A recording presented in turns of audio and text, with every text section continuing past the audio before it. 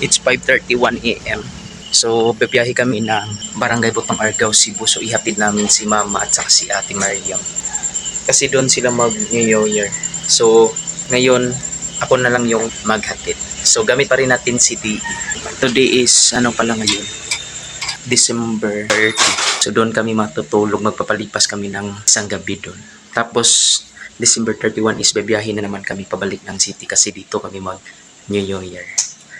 So, let's go guys. So guys, it's 5:42 AM. So, alis na tayo guys.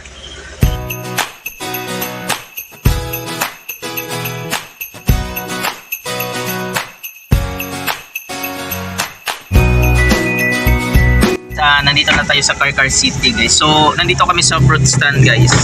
Kasi plano nila na bumili ng fruits para may pasalong. So, labas tayo guys.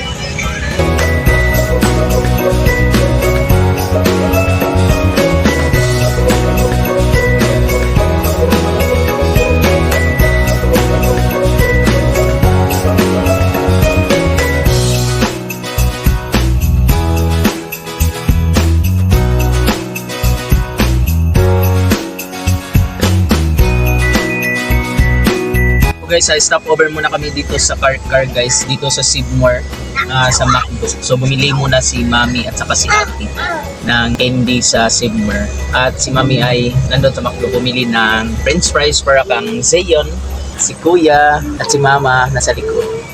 So relax lang kami guys kasi naka-aircon kami.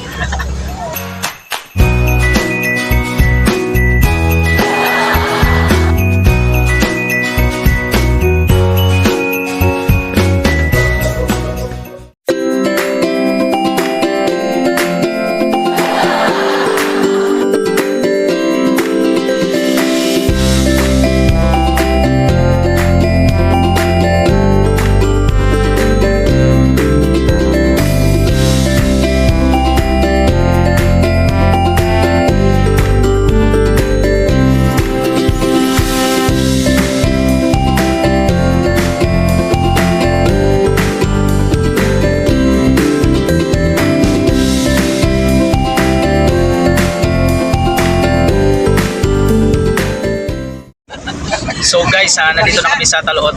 So papasok na kami ng Taloot guys. So galing dito is babiyahe kami ng 1 hour papunta sa bahay ng asawa ko. So let's go guys.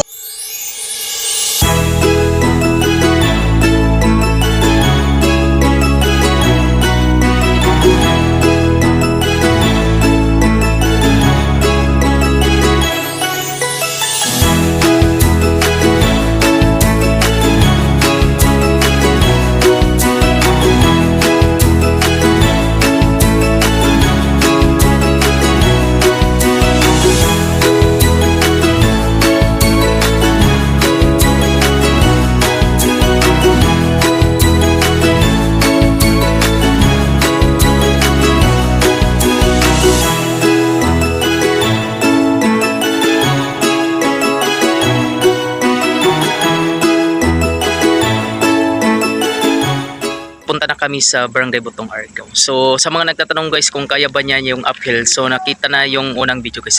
Tapos ipapakita ko rin yung ibang uphill guys para makita nyo na kaya talaga niya guys.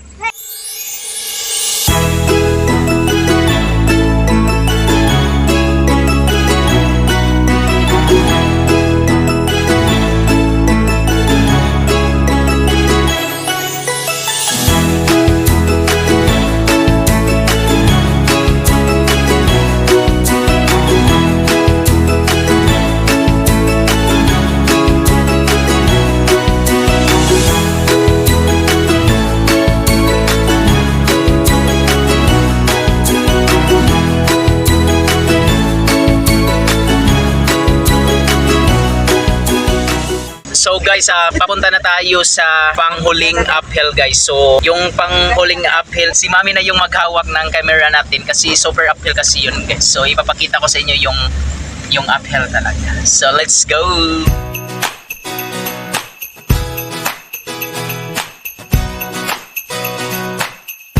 So huminto muna kami saglit at kasi bumili ng chinilas sila at doon sa baba guys.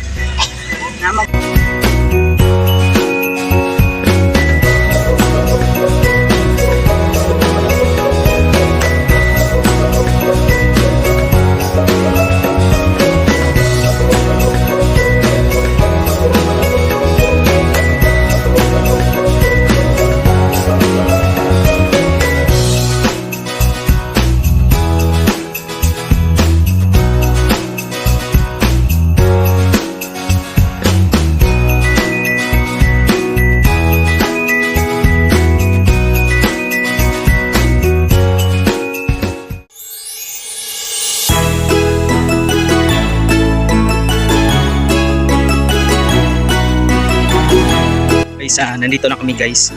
So almost 4 hours yung biyahe, tapos yung engine natin is hindi talaga nag-off. So continue lang yung under ng ating sasakyan. So ngayon guys is hinahakot ko yung mga gamit papunta dito sa itaas sa bahay nila. So si Mami is nandun pa sa diin natin. So puntahan natin guys.